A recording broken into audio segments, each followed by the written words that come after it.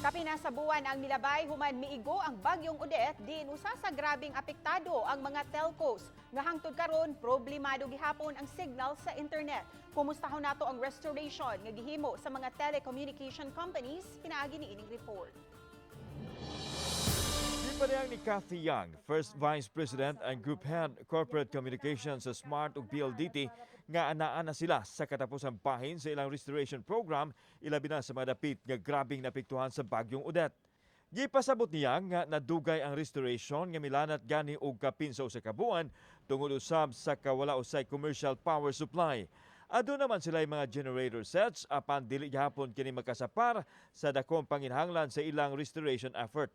So nagtamo ng heavy damage sa ating infrastructure, kasama na ang bridges, telco facilities, kasama ang fiber at radio transmission lines at commercial power supply. Matud ni Yang nga dili kasarangang bagyo si Odette, gani mas daghang mga dapit nga gidanyos itandi sa bagyong Yolanda. Hinoon adunay good news si Yang. In Visayas alone, we have fully restored 314 out of the 351 municipalities. Kabilang na riyan sa fully restored ang 43 municipalities sa Cebu, 44 municipalities sa Iloilo, 40 sa Leyte, 32 sa Bohol, 31 sa Negros Occidental, 25 sa Negros Oriental, and 23 each sa Northern, Eastern at Western Samar. Samtang giila og gipasalamatan sa telco ang mga frontliner heroes nga nagsakripisyo aron mapabalik ang signal sa naandan. Gipahibaw usab sa telco official nga nagtanyag sila og bill rebate sa mga PLDT customer. Hindi na po namin kayo sisingilin ng service fees na inyong natamo sa mga araw na nakaranas kayo ng connectivity disruptions during the typhoon.